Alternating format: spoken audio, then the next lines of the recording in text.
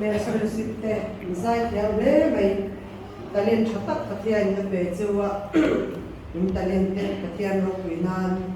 tar chok china le bani zai ma som chewa se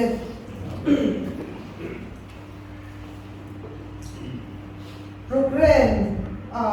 fel takle thatak mentorship try to ten a lot in he nge na tur iti mayang an duan kan kalpuya voin lama te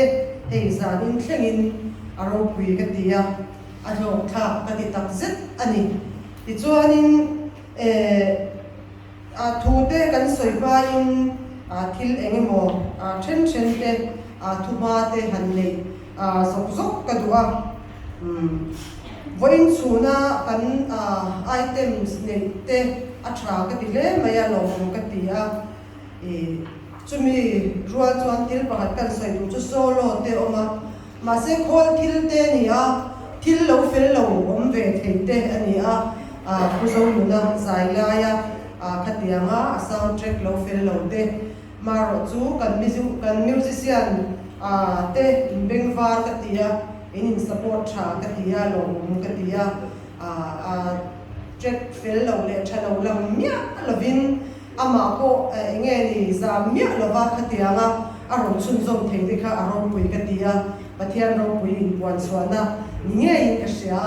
lo thu kan sei ani in hei kan Salvation Army ya medical fellowship kan ti ringa chu karil ruwa chon ne ro om tur khalian deunian article boite chanchin buwa zia tu karil ruwa alo lang chu ka ngai tu na se de ulek po ni mai the ni Salvation Army men's fellowship te hi kor ta na ban tang kai le poimo tak te in ni a thalai rual the tho enge ni tha chakrual rilru po chakrual amaro chu keirual nun kalsan to si khatia ang thuak film thatwang lai kun tha mai kha in ni a athamuan thak ka tia khang zong zaina te voin ni lama te hun te kan han manga tin men's fellowship member thatak mai kan han nei boka zero bo kor hi kan malam hun hi pathian ko ngai nazara eng le in ka sia alomom ka ti tak zet zeta chumi rual chuan chung kwa chak hi thir thei kan ni lova kan kor chung bil te chak poi thir thei kan ni lova kan khotlang ko hian kan men's fellowship member te hi khotlang kut ke ni zel thei turin zena hian ka thanem ngai ne in kan fui du chewa khami ko ma khan thil tam tak sei tur omanga amaro chu kan ko san chung bil chak ni lo ko san dang chiat ni that ni ate khatia anga tha tho atulna te pathian le chan nam spai bol minga pen chuaka tan na thin turin kan som du chewa kan kutte kan bel na poimo tak turte in ni awangin ti kha kan soi lang duwa thil tam tak soi tur oma maro chu zaina hian ka soi vek lovanga hunte akal tuai toi da kar chan ve ai re kan in khom ta chata eng po ni sela zaina hianin ka thu soi turte min tran pui tu turata tlangwal lal mangaya tun tun chu zai turin kan som ve tlata men's fellowship try to tem min lo she thi amani ang chu amaro chu ka tu sei tur min tran pui tu tur le ala sak tur ka than khan ka tu sei tur tam tak aron shil do na wangin kha min tran pui tu turin kan soma Bible chang te ka thiar ma in zai turin ka soma chu mi ma chuanin Salvation Army men's fellowship te an loading swadan te tin kan territory indika loading nge kan central north division member za ne om ti te khatiam te kha han soilan ka duwa tin athil tum in ma na Bible chang te adin chan le athil tum tlem te han soilan kan du poka chumi zo chuan pathian thu ka chiaranga ka Bible chang chia zo tlangwal mangaya zai turin lo in wa sai se a tha ange Salvation Army Men's Fellowship P USA Kingston Corle Greenville Porten sang khazapua somli paruka khan andinani tichuan toite tin ka soinga thil dangdang tak soi tur soi vel tur omna amaro chu ka soi vel to lo menga kan share tur poimo zoi chau kan soi to menge tichuan India Eastern Territory a hian sang ni som pakhat July ni khata khan din ani hemi adin ma po hian Men's Fellowship ti an huwa ma po hianin ming dang nein ko then khatten an lo kalpui to chanchin bu te an lo ti chuak to Bethlehem kora te po kan share karina tin ram lun kor te po in an lo kalpui to boka ama ero chu official taka adin na hi sang ni som pakhat July ni khata ani territorial Kuapa Secretary Masaberi Major Sang Chunga ani tichuanin tuna hian IET hianin latest report hian Center za som oma tichuan member sang ni sasari pakhat Men's Fellowship member te hi inom me kani Center za som din ani member sang ni sasari pakhat inom me kani tichuanin Central North Division hian member sa Borvel in Bob ani aro pui khop mai pa valai te pathian le sipai polta na raldo tu thathe cho member sa zek mai Central North Division a ko hian in ani tichuanin athupui hi Men's Fellowship thupui vo in suna khan leader khanin arom soi to mipa to photlu chu Krista ani ti ani tin a Bible chang in ba na hi Joshua bung som ni pali chang so panga keile ka chung te ero hi zong lai pa ro mani kan bol ton ni ti kha ani ti chuanin Men's Fellowship din chan le athil tum hi pali oma pakhat na chuanin pathian chen chin chung ko dim le sel din ti ani pathian chen chin chung ko dim le sel din ti ani puro mo yang deu khanin han zo chu han ti tir chu ka cha khop mai ma ro chu te min hun alo kal sek to awangin kan ti lo mai anga ti chuan panina chuan chanchin tha puang chunga midang te chandam tura tho ti ani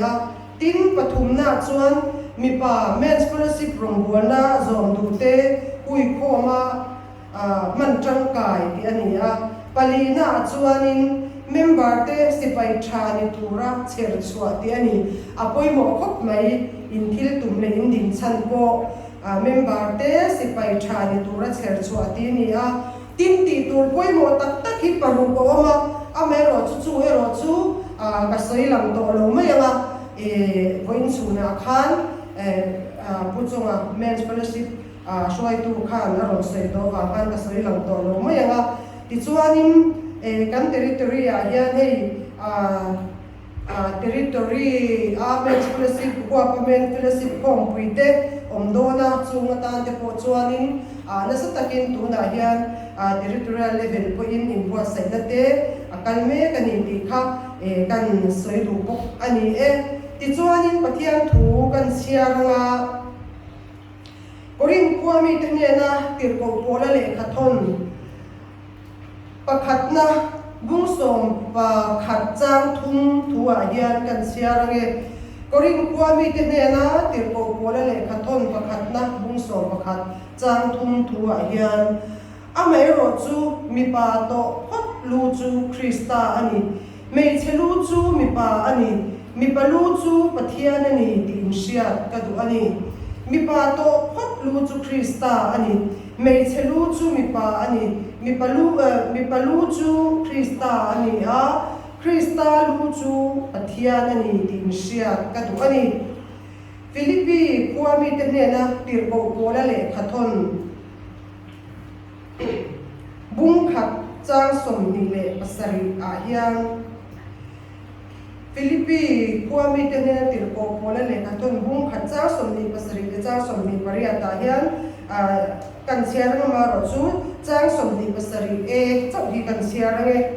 eng po ni sela inom da chu Krista chanchin thane in moi phak ro se eng po ni sela inom da chu Krista chanchin thane in moi phak ro se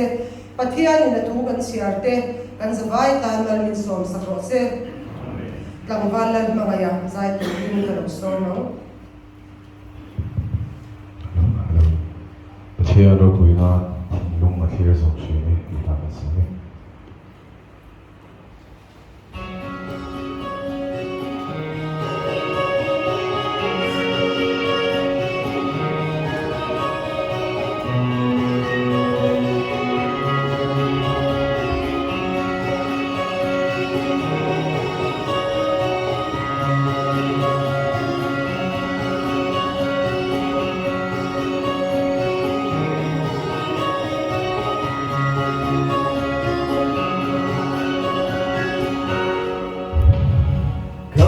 Cho môi thế gần bên đang rung rung phố gần xưa lấy phen rung thì here loan rung thu để mắt sẽ hay chia lá chú yêu lòng bên truyền đúng ha yêu đã lên ngược lại về thiên lúc Don't mean it.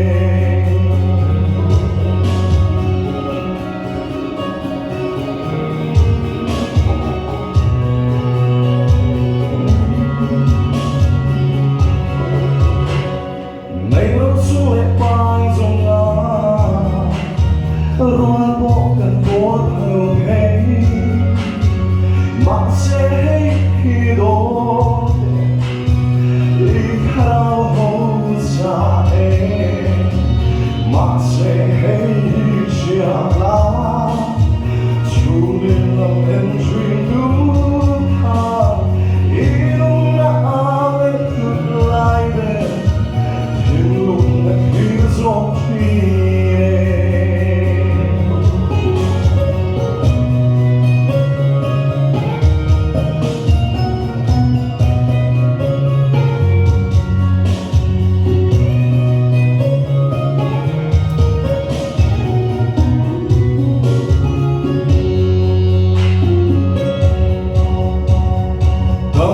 cần chi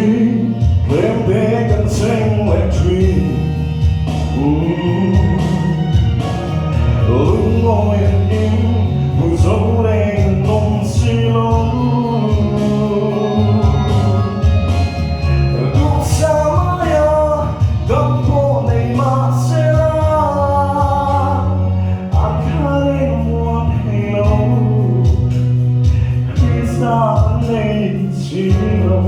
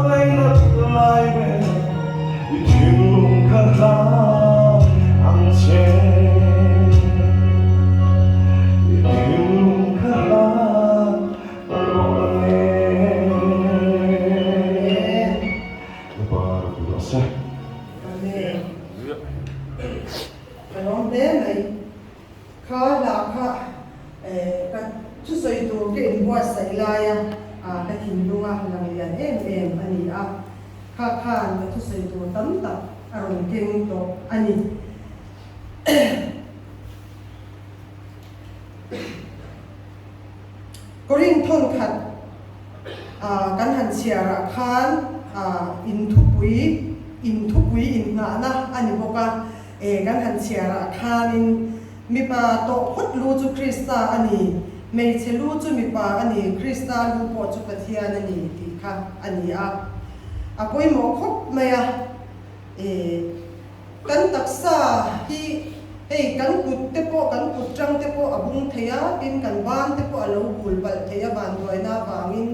tin kan ke te po alo bul bal thei ta amaro chu khatiang ang van roi na wanga accident te wangi mo a lo bul pal ani chuan mi avan ni chuan adam le thei ani mo ke bul te ban bul te chu adam le thei ani amaro chu lu ero chu abun to chuan abul to chuan lu kha chu adam thei to reng le bani lu abul chuanin enge ni ron dam le tu le ron chor le tu le adam nga thate nom le men ti thei kha ni to lova mi thi kha kan ni to ani chu wang chuan zaina hian krista lu chu pathian ani mi palu chu krista ani mei chelu chu mi pa ani ti hi apoi mo em ani ti kha han shema sa phot maila keima ni le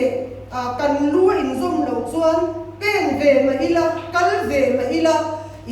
tharau lam dana chuan minung kha kan ni lovani ti sadana nungin om ma ilangin mai ro chu tharau lam dana lalpa ni ta chuanin minung kha kan ni si lovani hey kan una ko shan una presbyterian una ten te hian mei chia lam pang te hianin ko shan mei chia ten christian chung kwa hi an soi war em an kalpui tha em boka hi kum tin enge ni inte na chikhatata na an man thina ni ni Salvation Army te chuan chuti te chiam ni lam pang hi kan soi war lem lova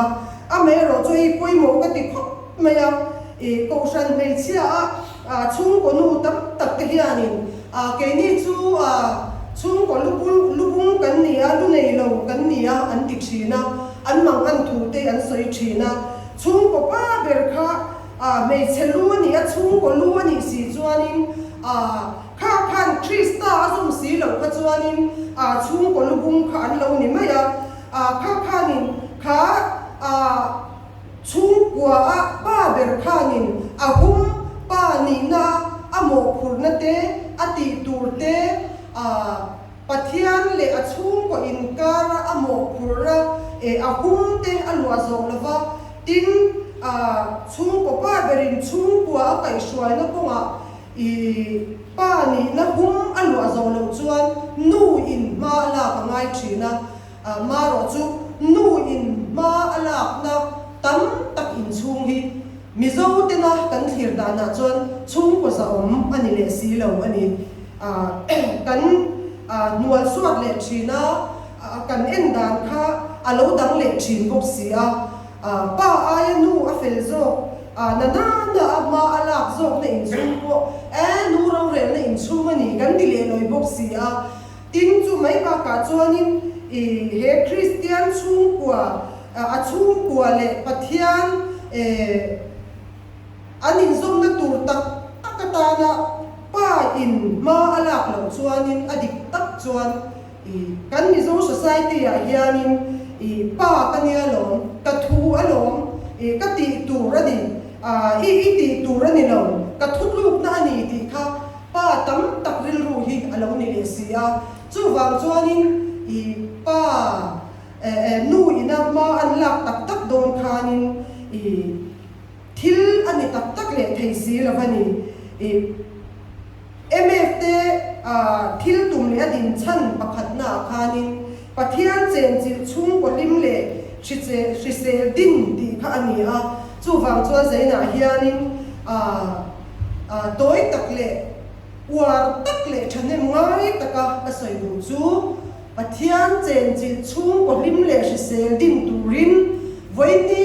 hian zanina hian men's fellowship member zong te hi tharau thiam ni min lalpan atharin lo khat cheu ro se ti hi kan soi masanu ani chumi ni lo chuan chung kwa a hlotlin lo chuan kan khotlang hian khotlang hlotling khotlang lim khotlang nuam poshan lim poshan nuam om theilava tin kha chung kwa kha chung ko lubung mai kha alo ni bok si ani voin chuna khan kan SCSM khan thu cha pui mo tak mai asoya tir ko pola chanchin atanga zirlai tur chi sang sang kha aron soya a tha em aro pui em zanin ko hianin khami ringot ko kha voin khan a hlok thak lu tukani ka kan thin lungom se chu enga kan chat lo te lu lang ti kha karil ro khan om lian em ama ro chu zaina ko hian tir ko pola thu ko chang atanga tir ko pola thu le la atang hianin zir tur dam kha kan zir le ana zong mai te kan zo manga chu zaina hian kan soi du ani tin chanchin tha zo na zia bung song panga chang khat na le chang ni thuwa khan lali suan ke grape tree tak kani kapa a huan en kol tu ani ka zom pui peng ra lo piang chu apai thina ara apiang ati thiang lim thin ara tam le zual nan ti asoya chung ko lu chu pa ani a pa im lali suwa krista azom reng tur ani pa kha alo pen bo chuan bung som le tuna bung som le panga chang lia kan chiar zom zela chuan kei ma om reng ro kei po nang ma ni a ko om reng ang pen chu grep free ang no chuan amai ra theilo an pai thila ni ti kha om ani zaina hian in zom reng hi pa le fa pa in zom reng ang hian kei ni a fa te po hian lali suwa krista hi kan zom reng hi avan pui mo te lul en chumi tan chuan zaina hian he bia buk tiang ni ma local zong te le men's fellowship member zong te lalpan min ti chak thar le se ti hi ka tong trai na ani ti chuan ko ring thon khat bung som pani chang saria chuan nang ni ho hi krista taksa chu in ni a peng te in ni thek bokani ati lu krista nei thek turin zaina hian tharau thiang ni min kan de na thu soi theu ro se ti hi kan soi le tu buk ani ti chuan kan bible chang chiara khan Philippi bung khat chang som ni pasaria khan eng po ni sela inum dan chu krista chanchin thane in zo in moi pot ro se ti kha kan han chiar ani eng po ni sela inum dan chu krista chanchin thane in moi pot ro se ti kha kan han chiara krista chanchin thane na in zom reng tur chuan ni tinga kan hun man hi apoi mo tak me bani adik tak chuan hei tun lai ko ve hian pen bo na tur hi atam em pathian thu kan buang khan sual chu kong to pula abok reng ani ati ang mai khan kanin chunga tanga kan chuak po hi sualin min zuya kanin chung kan lut po hi sualin min zuya zeta na chu pol phe anga chakin a local thina ama ro chu kha kan om dan ka krista chanchin thane na in moya lani suwa krista grape kung ne na kanin zom chuan khan min tai thei don lo ani kan pon lam lan da ni chu kan siam tha thei te mi mai adik tak chuan engtinge kha anti kha chowa ar on thaton tiang deu khan chowa tak nia ko in ar on tha aton thei chuan ke ni chowa ai fingzo mishing te phei chuan kan churil nun ni lo kan pon lam nun hi kan ki dang lam thei em ani zaina ku kanin khoma kan zaya pathian kan faka ama ro chu kan chungre la hian enge om ti hi kan ngai to hi abahan poi mo te lul em ka ti ni chana khan la MFO ten zai polan ron saka khan mi ten min chiar min thi renge ka om dan zong min hai lo krista nun mo le chan chin tha kei ma hian huan cha thin ti ka in ron sa chua ka kha ka tu soi lai ko ka ril ro lo lang ani ai lai ko yan kan chin sia ka ba zaina hian mi ten min chiar min thi reng ani thama chu biakina chuan thataki no ma ama ro chu apon lam nun chu tiang chu ani le si ti kha thil om thei ni zaina hian men's fellowship members zong te hian cái đó nung chú cần tem tổ lâu ngày mấy Amera chú cần hun man cần có vẻ hun man à thế cái mà đi nung sim sim à hianin suali atam em ani min chim boy tu atam em ani ka zan mu donin enge ka ti kholai ka choin enge ka ti ka zing tholimin enge ka ti lalpa du lo zong lalpa ne na kan in zom na ti chat thei ang chi zong in ka om da di omen Christian moi le chan chin tha ke ma hian luan chak thin ti kha kan sak ang nge kha zaina hian Christian moi le chan chin tha I chung kwa in nang ma mu ro se inupui nang ma mu ro se I fa ten nang ma mu ro se chu zaina hian mi palu to photu Krista ani di nen khan in thung zom thata di ti kha kan sia kha apoi mo em ani kan una ko shantem chung nung an ti hi kan noi hi za thina chang cho ma na chuan ama ro chu chung nung he kan chung ma hian nung lali suwa Krista om hian engkim mai hi alo dik vek mai ni a enge ni kan putin thil thalo a khoi lo chuan kan ti lo mai lom ti kha sim na tura ol sam tak khani drugs ti thi ne mo zu lo in thi ne mo mai lo zu thui ne mo ku va lo e thi ne mo pathian thu chuan sual lang zong ma in thiar fi lim ro atia kha sual lang zong kha kan putin a khoi lo chuan ani na taka chuan kan taksa ko in bit lut mai lo kan ka ko lut mai lo chu wang chuan in kan putin a khoi lo khan kan ti lo mai lom ti hi ani thine ni ama ro chu chung te po chu pathian chan kuin na tel lova he chung nung atrawa sim na tak du na thin lung a om lo chuan kan chiat puya kan chiat pui dera dam duina kan lut em ani lo pon ina kan mu a sheom takin kan om le thina ni te ro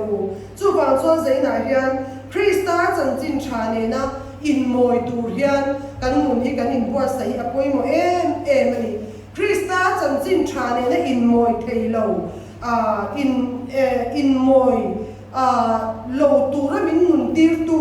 he ko vela hian atam em ani ni china khan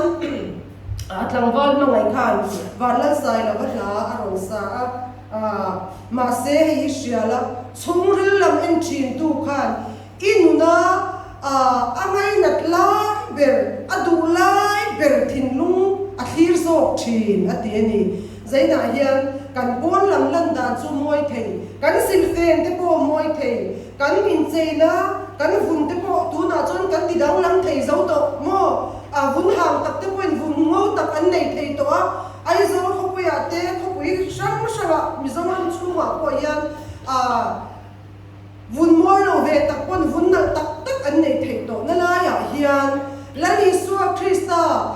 chuanin kan chung ril nun hi en sia zaina hian kan om dan te Krista chan chin thane na in moi dur hian lali suwa Krista hi izom tadang u kan taksa le kan lu in zoma tension thei ani lo kan lu bun chuan mi thi kan ni kan ti to kha chu wang chuan mi thi mai ni lova minung Krista nei tu kan ni hi apoi mo em ani ato chuan bira chuanin kan soitel tu chu Bible chang in nga na khan keile ka chung te ero hi zongin lalpa romania kan bol don ni ti kha Joshua mi puite ne na khan asoya mi puite khan lalpa rong chu lalpa pathian chu kalsanin pathian dang te rong chu kan bol lo tur zia mai chu antia thil dang tam takwan soya chiar rek sen bo ani love Joshua hi ka chiara kan ngai tua aro pui hi ka ti khop maya Mosia athi don khan shwai to ro pui Mosia ti athi don khan Joshua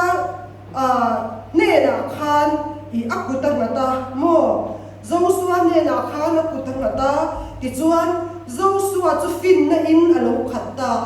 ti chuan kanan ram na turin ปัทยังขันโจสัวขัดถูค่ะอเปอันนี้ถูอเปโดนะปัทยังทุเตียมเด็กค่ะอารมณ์ปุยฮิกติเอ็มอินเก็บผ้าอินราจินนัดเดียนอันเก็บผ้าอันราจินจัดค่ะอันเก็บผ้าอันราจินซงค่ะอันรำตัวนี่ติค่ะอาเซียตีระดินอันขีร์ตีระหมู่ภาคจินเชียระกับเชียร์เล็กหรือเปล่าหมู่ภาคจินตุยฟินรัดกังเตขัดเตียงรำซาตักไว้ค่ะอิสราเอลฟาติรามดานขันอเปกถูกขลังปนเชียตีระอามาโรจุปัทยังดานบูปัทยังทุเปกเอโรขจุอันโซมเงยตัวนี่ติค่ะปัทยังนินโจสัวค่ะอาเซียตีระนี่ติจวนนินโจสัวเฮียนินช่วยตุตาชวนถกตารำชังบุญชังเอ็นตีนันอินเดียรำเอ็นขัดตูเตจุมีรำเอ็นขัดตูเตจุมีสเตทเอ็นขัดตูเตที่อังคันริลรัวคันเลยตาเซขัดยังเอ็นขัดตูคันินอันกันสวกชีนรำอันละชีนะกันนั่นรำเตโปค่ะอันหันละโดนะอามิเจงเตค่ะอันเลียนสีอันชลสีอันเลียนนี่นั่นชลมันนี่ที่นั่นเชียตีร์คานินจุงที่จุกันโจตัวนี่ไม่นี่ดีค่ะปัทยันจับนรินินทุเบกซงจุงเซลคานนาทว่าที่จวนอามีอิสราเอลเด็กค่ะช่วยเชมาปัทยันคันรินอันกัดตัดนี่ให้กันใส่เจ้าลูกว่าการริลรัวจวนกันรำช่วยตัวเด่นยันกันเราคอมเพลย์ก็ไงตัวเก่งนี่คริสเตียนรำกันนี่คริสเตียนรำกันอินเดียอามาโรจุกันรำลิมเล็ดนั่นสักเสียเป็นตัวนั่นสุรคาริกสวยเสียอันนี้ละว่าสุรรำช่วยตัวช่างเตตัวน่ะเฮียนิมเงี้ยนี่รูปนั่นจุงจ้างเตลิมเล็ดนั่นจุงจ้างเตพยันหันติโดนตักเสตัวเงี้ยอันตีมาสักเบรตูตีโปเชียนลงกับยันกันรำยัดเต็มมันนี่ตีอันเสียกับFBIเต็มเสียกับวัชปะเต็มเสียกับกันเชียร์กูร์เมียงไว้นี่นิมินลูกก็เชียร์ปกติจนเดลี่โปคานินเงี้ยนี่อันเดลี่สเตจช่วยตู้ปกติข้านินรีพอร์ตอันหวังคันออฟฟิศปกติข้าอันว่าให้สวกตาอันว่าลิบเซตตักติจวนนินทำนับปอยสาละตู้สาส่งทุ่งอันลักไฟล์ก็จุกัลปุระทำนับไปเวทให้เราเตะไฟล์ข้าตามฟิตไม่นี่ข้างทรงข้าอันว่าจิงชวกตานี่ดีค่ะกัดเชียร์นี่ตักอันนี้เงี้ยนี่เราเงี้ยพวกกัดเรามาเซนี่เงี้ยกระริงเองพวกนี้เซขัดเตียงอังค่ะริงเรามีเตสเตตาคนเนี่ยมาเราจูเกย์นี่จนขัดเตียงข้าเทเวแล้ววันนี้โมอัฐเวเรงในการรำมีอัตเต็นอมลุตุกันนี่เจ้าสัวแต่อังช่วยตัวเราปุยปัทยันทุเบกโซมทัดมีกันรำเฮียนอามาโมอันนี้จุงอังมีที่จวนรำอันช่วยบุญจวนกันรำฮีตุนดินินอมเลมานาตัวนายจวนกันรัลเมกะกันรัลเซลจีมรัลินกันอมเมกะกงชังอินกุตะกันเชนอมสเตทน้ำดังเต้นมินรอนจีมรัลสักทีริงวัดที่นี่เราให้จุสวยไงนะพวกอมเหลวโซกันนี่มั่วเองพวกนี้เสียกันรำรีพวกกันหุ้มหิมเจ้าตัวหรอวะสวยตัวเรียกตามมันนี่เจ้าสัวกันดูโตกันขลังขจูเจ้าสัวอินะรำมีปุยเตเนโซตะกินอิติยังตุนนายจงตะกินเนโซตะกะปัทยันทุเบกซงจัวอากาศช่วยเทจุงยันชุ่มกว่าเองคนเนี่ยพันโรปุยเองก็ดีรำมีปุยเตเนนักขันไว้นายันตูรงเงินบอลโดนทั้งเราเกลี่ยกระชุ่มเตจวนปัทยันเรานี่กันบอลโดนนี่มินขาตูเตปัทยันเตขังมอเราเตปัทยันเตขาเกลี่ยกระชุ่มเตจวนปัทยันเรานี่กันบอลโดนนี่เดี๋ยวหัวเส้นตะกะสวยเราปุยก็ดีใจนายันแมนสเปรสิตเตอินงานไบเบิลจางฮีกันตานฮีอันก็หันปุยหมดเตลุลแมนสเปรสิตเมมเบอร์เตตานจับมิโลชุ่มกว่าป้าส่งเตตานเตนูเตตานปอยยันก็หันปุยหมดเตลุลใจนายันหัวเส้นตะกินเก cái này chung của cho lal pa hồng chắc cần bố đón lal pa tan chắc cần bê đón lal pa mình chắc in cần cal chuộc đón tia huai sen taka pathian trần ngam turin dễ na hian men's fellowship member tiêu có te ka du cheu ni lal pan in kharau ti chak ro se lal pan trần quý cheu ro se lal pan in rin na te po ti chak ro se a chen te churin na der thong tak tak te po kan ni ati ra kan han ti tak tak phei ka chu kan zai po te po kha chang chuan kan zai ring tui hak hak thina ni ka ti ro hai rual ni lo ve ze rual po ni lo ve amaro chu san ina hian lal pa tharau chuan khoi cheu sela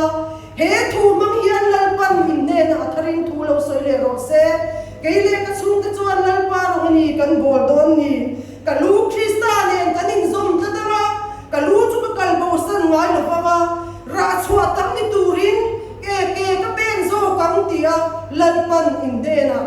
thu soi sela chu chu in tong trai na lo ni ro se ti hi ka thane ngai na tak zet zetani ti chuan in mi ka lu to ko chu krista ani krista lu chu pathian ani ti kan sia ta am khan voinia hian lubung ni lovin lubul ni lovin lu le atak in zom nun nei tu ni thep turin pathian mingin ka somin ka ngen tak mek meu chewani ti chuan eng po ni sela inum dan chu krista chan chin thalen in zo in moi phot ro se an ti lo eng ti nan phot than te hi ege ni mi zo tu ma chuanin chu lo ni phot mai ro se chu dia kha tel chon ti phot mai ang kan ti chuanin enge chau thu ba ro deu kan ti ang chi kha ani em ka se lova lo ni phot ro se han ti hi ama ro chu tir ko po na hian aril ruwa het mi hi soi da no ka rin chu eng po ni se ya Isu Krista ne nan lo in zum nge sat ula Isu Krista du ang tak khan lo nung sat ula adu dan ang zel khan lo palula Isu Krista nung kha lo zui zel ro ati na nga hian ka nga ya chu chu sai na po hian lan Isu ning tin nge anga yo lan Isu he muna hian na kal ngai lo lan Isu he no hi khoi ngai lo lan Isu hele kha hi ati ngai lo lan Isu du zo mani lo ti kha khomai takinim thinua lo om ro se chumi tang chuan he men's fellowship Sunday hi blog na kan nei thei nge yang ti kha ka ring ka te ni ato bera chuan lan Isu Krista lu anei chuwa lan Isu Krista ne na inzum tat na thinlung nei chungin pathian tan in nun lan zel turin ka du chewa zebabo kora men's fellowship member zong te lalpan atharin ti chap se usela in kharau in rilru in tapsa in rong bol na in ezon na kong tin reng te lalpan atharin mal som che ro se ti ka kan soi du ni kan tu cha soi te lalpan kan savai tan mal min som sam ro se